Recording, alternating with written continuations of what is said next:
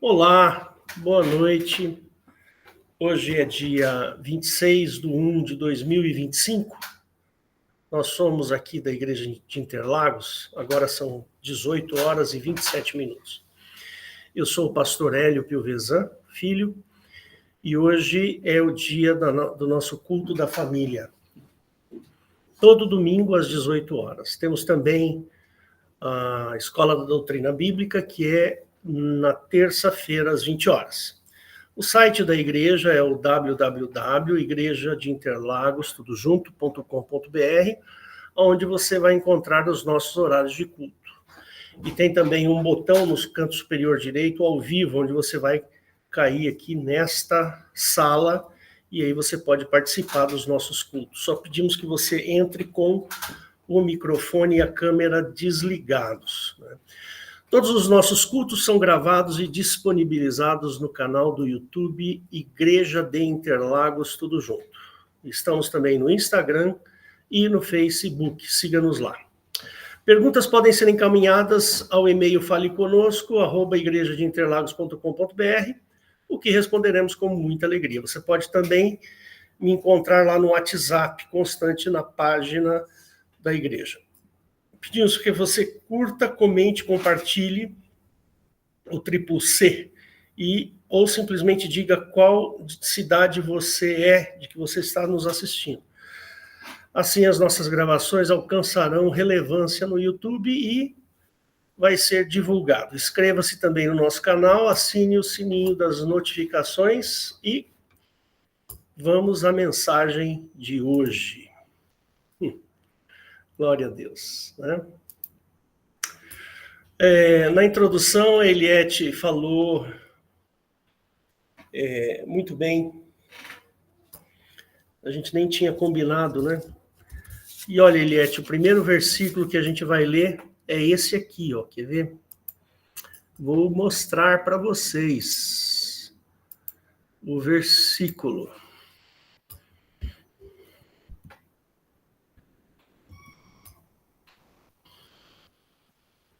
Era aqui, ó.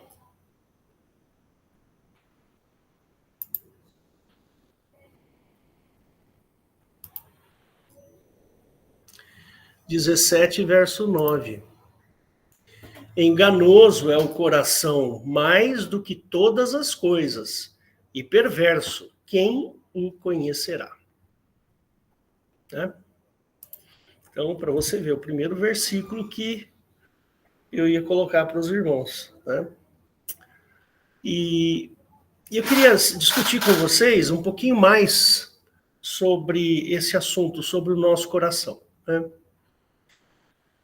Bom, a Eliette falou aí dos pastores coaches, né? E o cessante desejo do ser humano por busca de emoções, né? A emoção, ela faz parte da nossa vida, né? Eu, quando chego em casa, quando eu encontro a minha família, eu fico emocionado, eu fico, puxa, que coisa boa, olha, cheguei em casa, tá aqui os meus filhos, a minha esposa, né? Aí tem lá um almoço, um jantar bem gostoso, olha que coisa boa, como a gente é abençoado, né? Essas emoções, elas são importantes para a gente, para a nossa vida. Mas a gente não pode esquecer que o nosso coração é enganoso, que a gente está sempre sendo traído pelas nossas emoções. É um perigo, as emoções são perigosas, né? Tanto as emoções boas como as negativas. Às vezes você está lá morrendo de medo de uma coisa que você não precisaria ter medo. É uma emoção negativa, porém desnecessária. Então, é muito comum, né, a gente pensar em coisas e o nosso coração ser inundado por uma emoção que muitas vezes essa emoção é enganosa, desnecessária, né? Quantas vezes isso não aconteceu na nossa vida? Quantas vezes isso não acontece na nossa vida diária? Às vezes a gente cria um monstrinho e fica com medo desse monstrinho, né, gerando emoções desnecessárias no nosso coração. Isso é muito comum. Né? Vocês lembram que da semana passada eu falei sobre equilíbrio, né? A nossa vida equilibrada, que a gente precisa estar, de uma certa maneira, com as nossas emoções em equilíbrio. A gente não pode, tipo adolescente, né? Você pega um adolescente, um cara que está saindo ali dos 16, 17, 18 anos, eles ficam atrás de emoções. São caças às emoções. Eles vão para um show, vai para um bar, sai com uma garota, sai com outra garota, faz isso, anda de moto, pega o carro escondido, sabe? Só emoção. Todo o tempo, emoção, emoção, emoção. Né? Aí você vai ficando um pouco mais velho, né? Tem o pessoal que fala que a gente vai ficando mais velho, a gente não quer tanta emoção assim. A gente quer ficar quietinho, né? Eu valorizo muito o silêncio. De uma certa idade para cá, a gente só quer saber de ouvir o silêncio, né? Então, e olha, irmãos, vou dizer uma coisa para vocês aí, viu? Graças a Deus, parece que a turma aqui do lado encerraram as atividades de macumba aí, sabe? Do candomblé, graças a Deus. Então, a gente não tem ouvido mais a balbúrdia que eles fazem aí. Né? Então, o coração do homem, ele é enganoso. Não sei se vocês já perceberam, né? Talvez os mais jovens não percebam isso, mas nós que já estamos um pouco mais velhos, que já somos adultos, que já corremos uma boa parte da nossa vida, a gente fica seletivo com relação às emoções. Nós ficamos seletivos, né? Você não quer ir dormir muito tarde, você dá preferência para ficar num lugar mais calmo, não quer muito agito, e assim vai. É natural que a gente vá se cansando da vida. E, de uma certa forma, isso é um cansaço da vida. Mas um cansaço natural. É da nossa natureza ir diminuindo o ritmo à medida que o tempo vai passando. Ontem, a minha sogra e a minha cunhada vieram aqui, no período da tarde. Né? A Raquel, minha filha, veio me visitar, que ela mora em Alphaville, e aí a minha sogra e a minha cunhada vieram aqui. Irmãos, a minha sogra tem 90 anos, esse ano ela faz 90 anos. 90 anos. E as duas tinham ido almoçar no shopping. E andaram no shopping procurando coisa para comprar, que não sei o quê. E as duas, a minha cunhada, que já é uma senhora, é mais velha que minha esposa tem 62. Né? E a minha sogra com 90 anos, e elas chegaram, a minha sogra cheia de alegria e de uma sobriedade, uma saúde impressionante. Eu queria ter 10% da disposição que a dona Eva tem. Que bonito. Eu falei, dona Eva, a senhora é uma mulher exemplar. A senhora é uma mulher abençoada. Aí passou ali um tempinho, ficamos lá conversando, não sei o quê. Quando chegou na hora de ir embora, elas iam embora. Minha cunhada tem uma casa aqui pertinho da minha, são 3 ou 4 quarteirões daqui, né? E a Rosana levantou, eu vou levar vocês. Eu falei assim, não vai levar não. Não, quanto mais a dona Eva andar, melhor. É vida isso. E elas foram andando daqui para lá a pé. Uma graça. Irmãos, o nosso coração engana muito. A gente só fica mais esperto depois que envelhece. A gente não se deixa tanto se enganar por aquilo que sentimos à medida que a gente envelhece um pouco mais. E a Bíblia, ela é clara. O coração do homem é enganoso. Né? E a gente consegue ver isso no dia a dia. Nós vemos a tendência ao egoísmo, ela é muito grande. A tendência ao egocentrismo é muito grande, né? As pessoas, o que é dela, ela não empresta, não dá, não, o que é meu, isso é uma natureza, da nossa natureza, né? E é como a gente vê isso, olha, se tiver que fazer alguma coisa no meu horário de almoço ou de jantar, eu não vou fazer para alguém, estou dizendo assim, para alguém. Eu não vou fazer, porque é da minha natureza eu cuidar de mim primeiro, depois dos outros. É ou não é verdade? Agora, eu pergunto para vocês, como Jesus se comportava nesse quesito? Na questão pessoal de Jesus. Como que ele via isso? E ele falava assim, olha, a minha comida é fazer a vontade do meu Pai. Eu vim aqui para que vós tenhais vida e vida em abundância. Jesus, ele não pensava nele. Por isso que Jesus é a expressão exata do amor do nosso Pai. Esse é o Senhor Jesus. Jesus, ele não estava... A Bíblia fala que ele não tinha lugar para encostar a cabeça. Ele dormia lá no relento, andando, aonde quer que fosse. Se estava com fome, se tinha coisa para comer, ele comia. Se não tinha, não comia. Ele não estava preocupado se ele tinha dor nas juntas, nos pés, porque andou bastante, ou se está precisando tomar um banho. Chega no final do dia, se você não chegar na sua casa no final do dia e for ao banheiro, tomar um banho, fazer as suas necessidades, você vira um bicho. Você vira um bicho. É isso que nós somos. Nós somos bichos, animais, aonde os nossos desejos, as nossas vontades vêm em primeiro lugar. E o Senhor Jesus, ele veio para mudar esse quadro.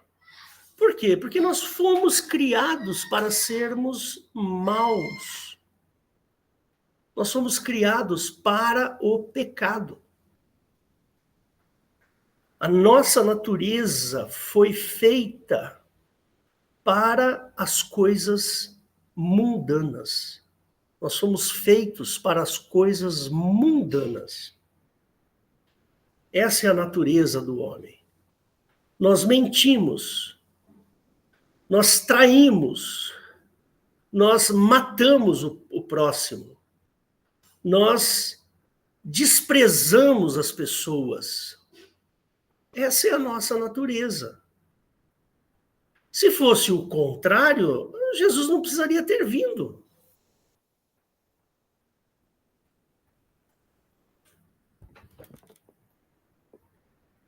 Então, a nossa natureza precisa ser modificada. Nós precisamos ser mudados. Quando nós nos convertemos, a nossa preocupação a cada dia tem que ser: hoje eu fui melhor do que ontem. Eu preciso me tornar igual a Cristo. Eu tenho que tomar o exemplo de Cristo para a minha vida.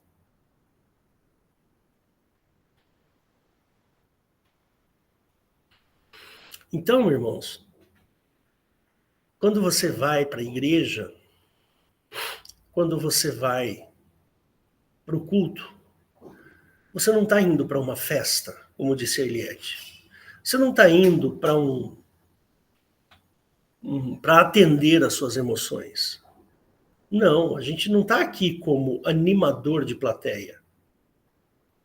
Né? Eu não toco com perfeição, eu erro o tempo inteiro para tocar, mas eu estou fazendo de coração para Deus. Não estou aqui para dar uma, como é que fala? Uma canja. Eu não sou músico para dar canja, né? Que o pessoal fala, né? Canja é quando você tem um músico num determinado lugar, o cara vai lá e toca uma música. Isso eles chamam de canja. Não. Nós não estamos aqui atrás de emoções, de músicas bonitas, músicas belas, onde eu possa chorar. Não, nós estamos aqui porque nós somos cristãos e estamos aqui cultuando a Deus, prestando o nosso culto a Deus, reconhecendo a nossa insignificância, reconhecendo a nossa maldade, crendo que o Espírito Santo virá fazer morada no meu coração. É isso que é um culto. A gente, se tem alguém doente, a Bíblia fala que a gente tem que orar. Tem alguém desempregado, a gente tem que orar para que essa pessoa tenha emprego. Mas a minha obrigação não é essa. A minha obrigação é levar a igreja ao culto a Deus. A prestação de culto a Deus. Essa é a primeira coisa que a gente faz.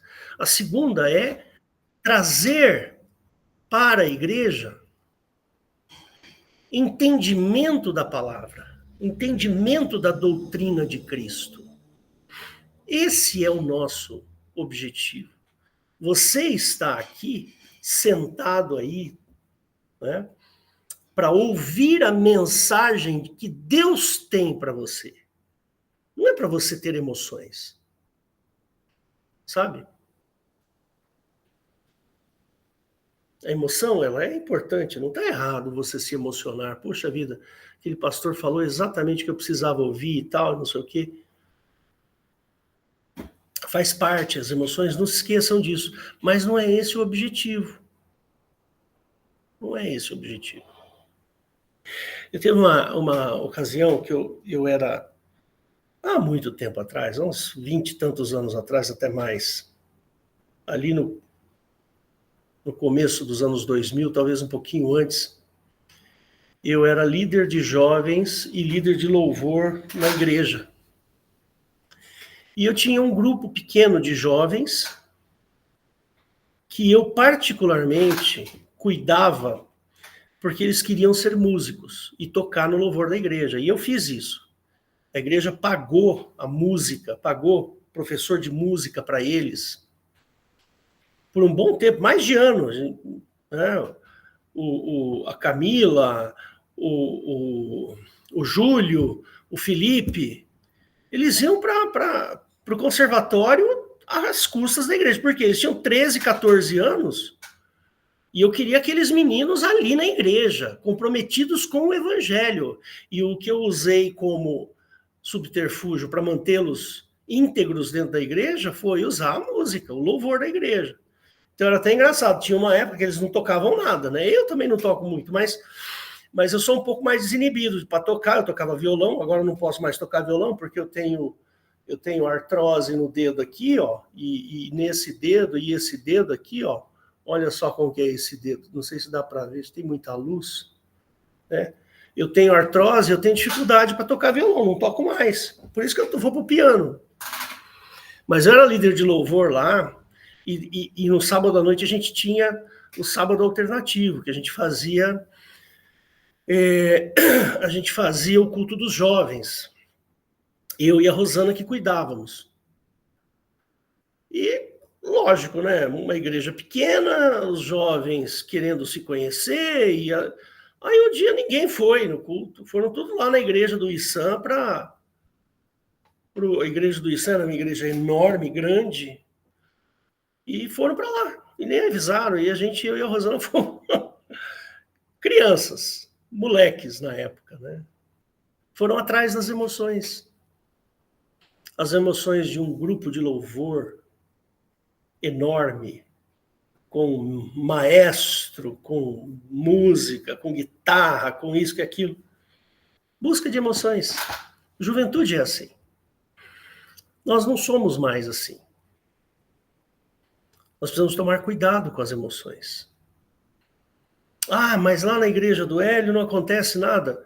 Eu não estou aqui para fazer acontecer alguma coisa. Eu falei para vocês, eu não sou animador de plateia. Não, eu estou aqui para um objetivo, que é levar a palavra de Deus, fazer você cultuar a Deus, se preocupar com o evangelho. Esse é o objetivo. Então, por que o homem é mau? Fica aí, então, essa pergunta. Por que o coração do homem é enganoso? Por quê?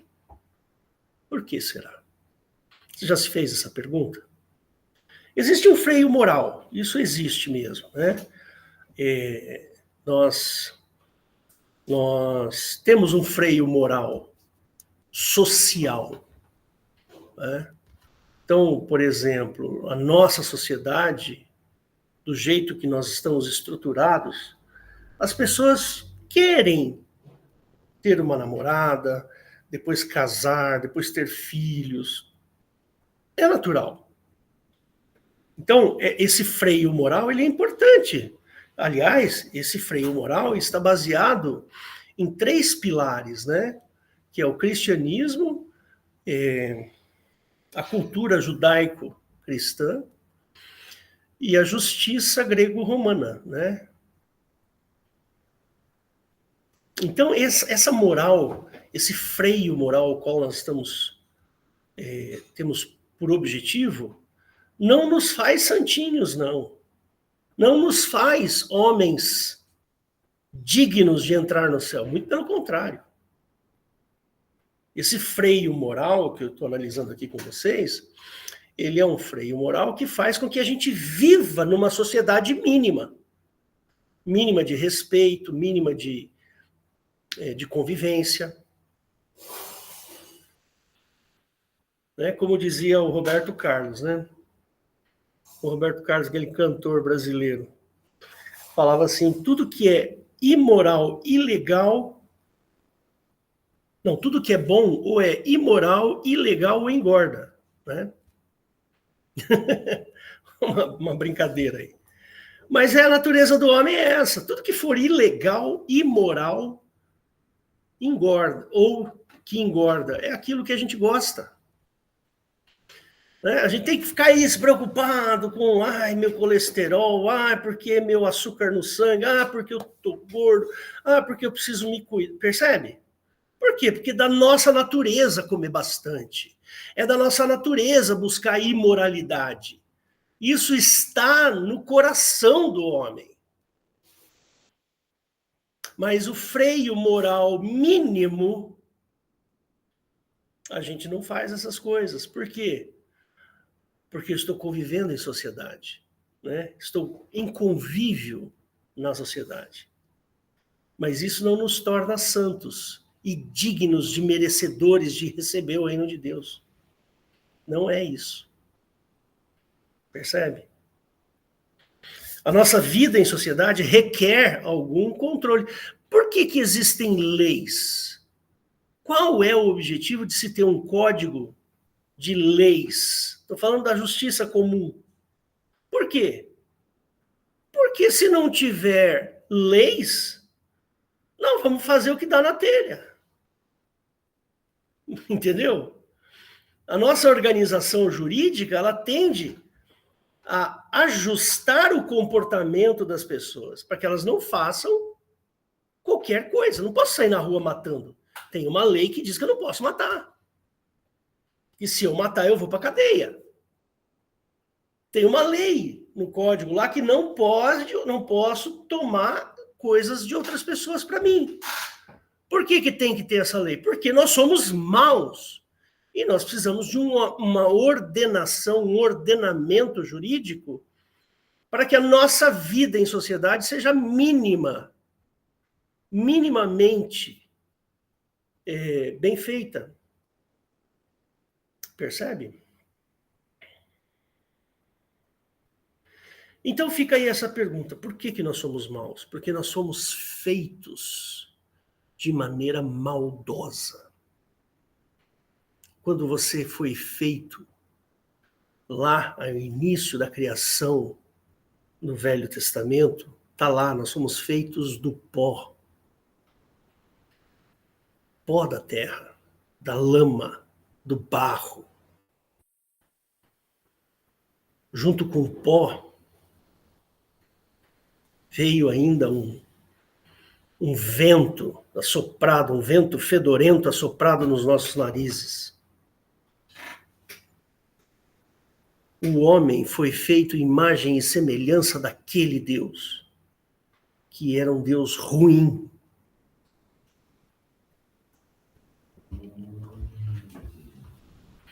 E nós temos as características dele. E o Senhor Jesus veio aqui para falar o seguinte: olha, aquele não, vocês têm que ser parecidos comigo. Eu sou o caminho, a verdade e a vida. É através de mim.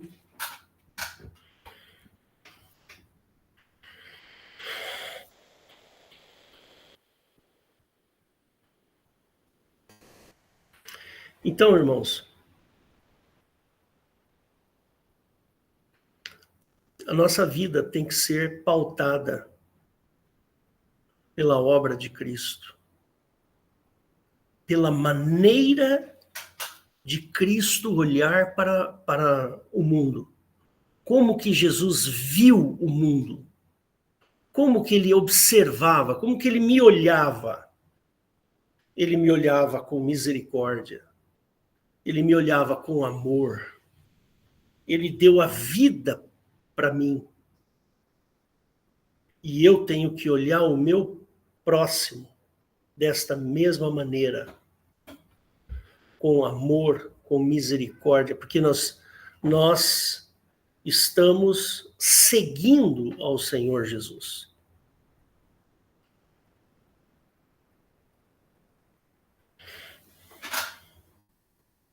Jeová deu uma lei, e essa lei que Jeová deu é a lei que expõe toda a maldade que existe no meu coração. Toda. Tudo aquilo que é mal em mim, a lei expõe. Mas o Senhor Jesus, ele fala assim: olha, um novo mandamento vos dou, que vos ameis uns aos outros, como eu vos amei. Então essa é a nova lei.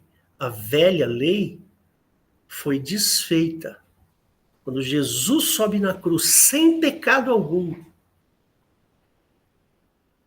Porque, irmãos, a morte, ela existe em função do pecado. Eu já falei isso aqui inúmeras vezes, né? Mas olha, vamos só ler aqui um texto rapidamente, só para a gente fazer uma digressão aqui. Vamos lá em Gênesis. Vamos lá em Gênesis, capítulo 2, né? Que ele fala assim, né? E formou, olha, o verso 7 fala: e formou o Senhor Deus o homem do pó da terra, e o soprou nas suas narinas o fôlego da vida. E o homem foi feito alma vivente. E plantou o Senhor Deus num jardim no Éden, do lado oriental, e pôs ali o homem que tinha formado. E o Senhor Deus fez brotar da terra toda árvore agradável, tal, e saía o rio, o nome desse rio era tal. E aí lá no 17 ele fala assim: mas da árvore do conhecimento do bem e do mal, dela não comerás, porque no dia em que dela comeres, certamente morrerás. Mas veja, então quer dizer que até este momento o homem tinha vida eterna aqui. Percebe isso? A morte de Adão, ela somente ocorreu porque ele cometeu um pecado. Se ele não tivesse comido da árvore, ele não teria morrido. Deu para entender? Pelo menos é o que o texto está dizendo aqui, ó. Porque o dia em que dela comer, e se não comer? Então não morrerei. É isso que ele está dizendo aqui. É fácil da gente entender isso. Aí depois passa mais um pouquinho, aí acontece no capítulo 3 acontece o inesperado, né? Então, e a Eva foi lá, e o diabo certamente não morrereis, aqui no 4, né? E viu a mulher que aquela árvore era boa de se comer e agradável aos olhos, árvore desejável para dar entendimento, tomou, verso 6, né? Do seu fruto e comeu. E deu ao seu marido e ele comeu também. Então, pronto. Aqui, neste momento, ele está apto a morrer. A vida começa a ter fim a partir desse versículo 6.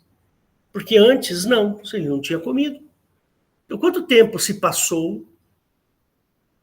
Quanto tempo se passou daqui, né? Do verso 25, e ambos estavam nus e o homem e a sua mulher não se envergonhavam. Quanto tempo passou desse verso 25, 2:25, para esse 3, verso 6? Quanto tempo? 1 ano? 10 anos? 100 anos? 1000 anos? 10.000 anos? A Bíblia não fala quanto tempo. Mas pode ter passado 100 milhões de anos. 100 bilhões de anos. Pode ter passado muito tempo. Ou não.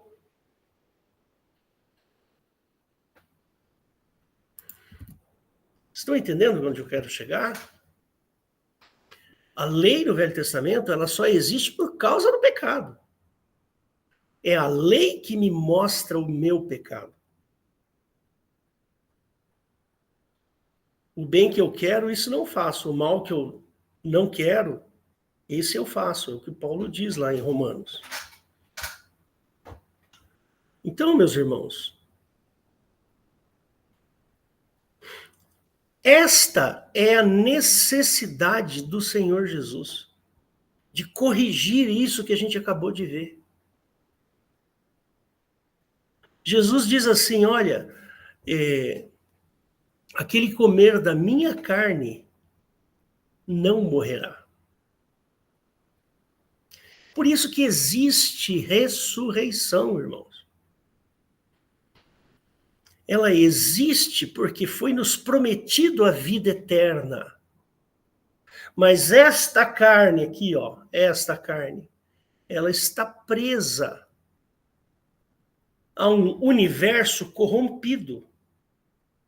Por isso que em 1 Coríntios capítulo 15, ele fala que num momento de tempo todos nós seremos transformados. Que é a tal da ressurreição. Por isso que lá está escrito assim, que a carne e o sangue não herdarão o reino de Deus. Ele está falando desta carne aqui. Mas vai ter um determinado momento no tempo, se eu estiver vivo, eu serei transformado. E se eu estiver morto, eu serei ressuscitado e transformado.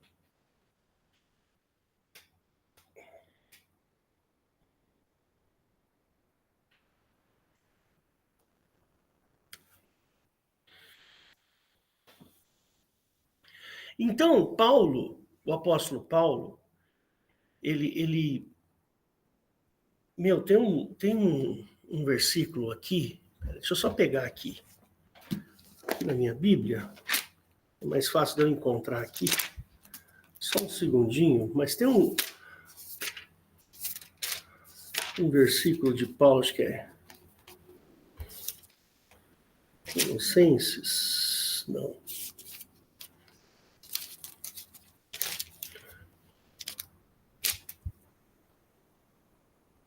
É isso aí, Filipenses capítulo 3. Deixa eu pôr aqui para vocês. Filipenses capítulo 3. Que versículo tremendo, irmãos.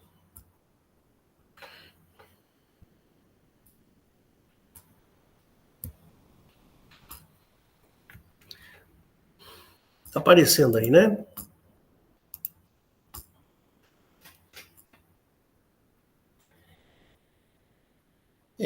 Aqui em Filipenses capítulo 3, que versículo maravilhoso. ele fala dele, né? Paulo fala de si mesmo. Ele fala assim, ó, porque a circuncisão, ainda também aqui no 4, ó, ainda também que podia confiar na carne, se algum outro cuida que pode confiar na carne, ainda mais eu. Circuncidado 8º dia, da linhagem de Israel, da tribo de Benjamim, hebreu de hebreus, segundo a lei fui fariseu. Paulo era um fariseu. Segundo o zelo, perseguidor da igreja, segundo a justiça, na lei irrepreensível, mas o que para mim era ganho, reputei-o por perda por Cristo. Olha só o que Paulo, a cultura que Paulo tinha. Paulo era um homem culto, cheio de entendimento. A Bíblia diz que ele foi criado aos pés de Gamaliel. Gamaliel foi um professor. Aí ele fala assim, olha, tudo isso que eu achava que era bom, que era ganho, agora eu reputo por perda. E na verdade, no verso 8, tenho também por perda todas essas coisas, pela excelência do conhecimento de Cristo, Jesus, meu Senhor, pelo qual sofri a perda de todas estas coisas e as considero como escória. Tem algumas traduções que falam esterco, para que possa ganhar a Cristo e seja achado nele, e não tenha a minha justiça que vem da lei, mas a que vem pela fé em Cristo, a saber, a justiça que vem de Deus pela fé. Para conhecê-lo, a virtude da sua ressurreição e a comunicação de suas aflições, sendo feito conforme a sua morte, para ver se de alguma maneira, olha isso aqui, olha que verso maravilhoso, para ver se de alguma maneira posso chegar à ressurreição dentre os mortos.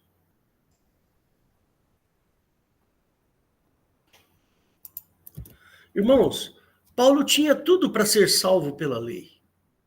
Tudo. Mas ele viu que a lei não ia salvá-lo. Aí ele reputa tudo por perda. Porque ele sabia da sua maldade. Ele sabia da sua origem.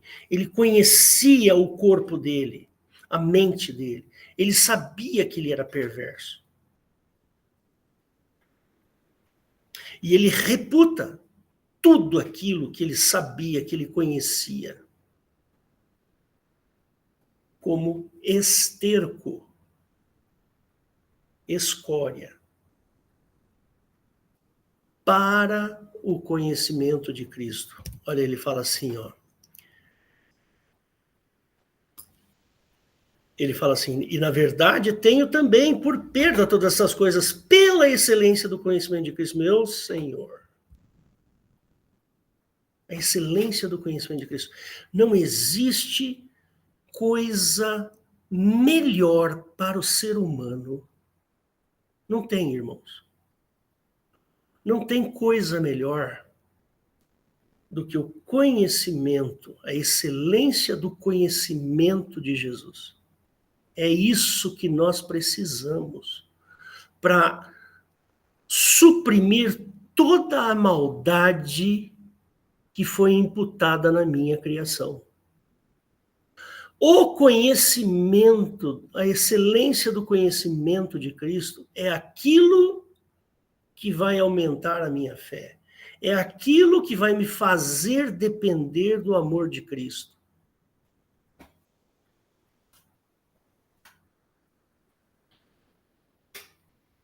Irmãos, a obra de Cristo, ela é a maior obra no universo. Irmãos, eu sou físico, vocês sabem disso. Eu estudei física, física nuclear, vocês sabem disso. Eu só estou repetindo aqui para ficar gravado, para quem for assistir depois. Não tem coisa maior. A maior das estrelas que existe até hoje, que nós conseguimos descobrir no universo, é a 218 Scusi, é o nome da estrela. Ela é 300 vezes a massa do Sol, como se eu tivesse 300 sóis num lugar só. Ela é tão grande, mas tão grande, que se a gente pegasse essa estrela e colocasse lá onde está o Sol hoje, essa estrela comeria a órbita de todos os planetas até Mercúrio. Perdão, falei errado. Até Júpiter. Então, ele comeria os planetas Mercúrio, Vênus, Terra, Marte e Júpiter.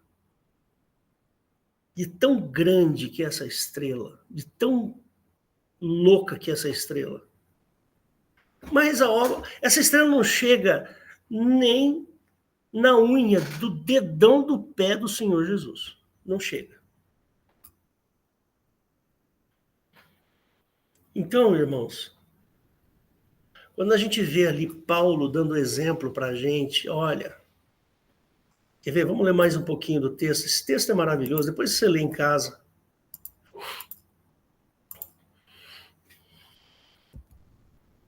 Aí ele continua aqui, né?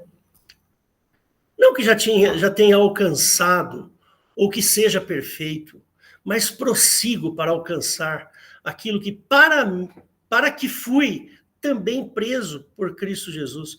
Irmãos, quanto a mim, não julgo que haja alcançado, mas uma coisa faço, e é que, esquecendo-me das coisas que atrás ficam e avançando para as que estão adiante de mim, prossigo para o alvo, pelo prêmio da soberana vocação de Deus em Cristo Jesus.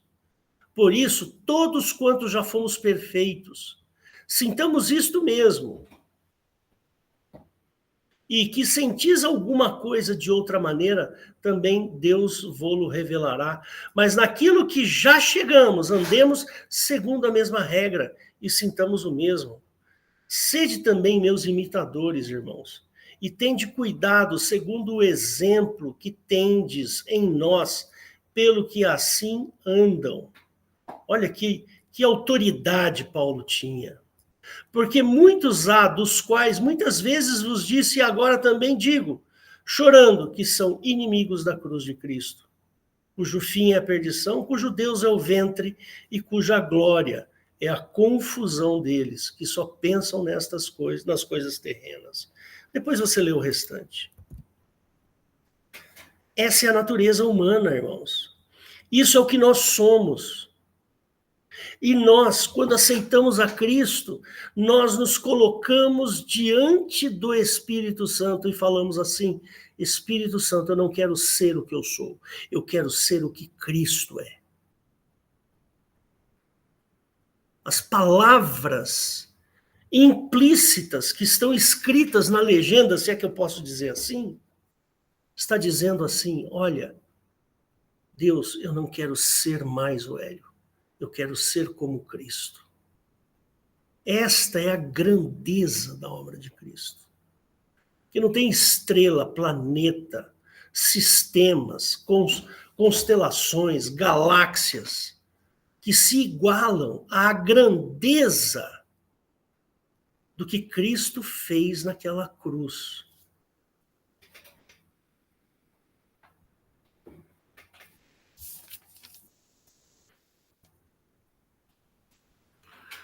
Então, irmãos, eu queria deixar essa mensagem aqui para vocês.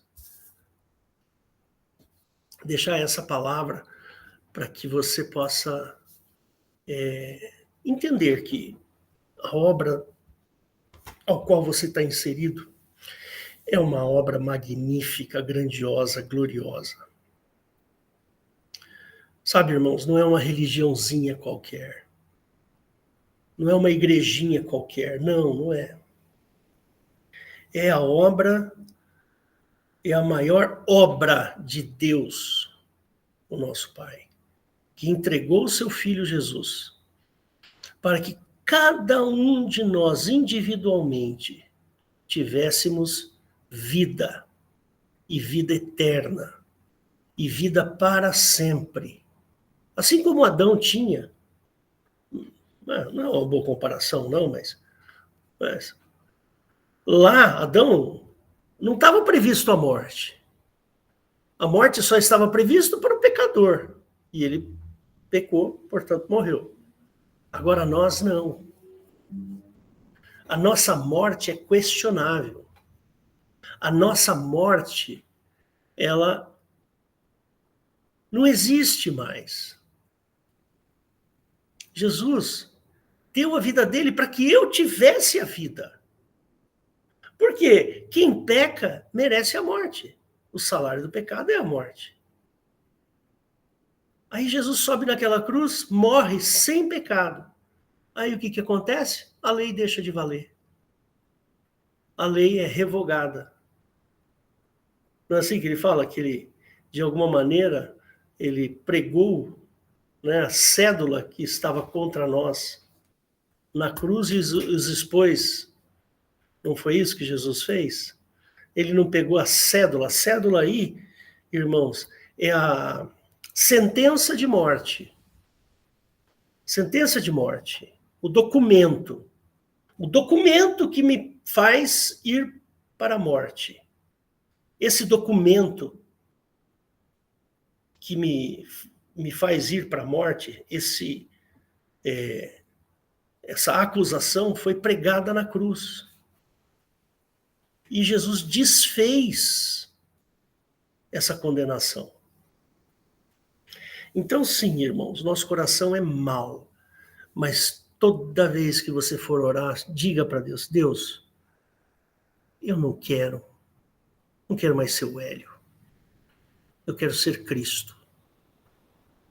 Deus, suprime o Hélio e faz com que Cristo apareça. Glória a Deus, irmãos. Esse assunto é tremendo, é maravilhoso, é glorioso.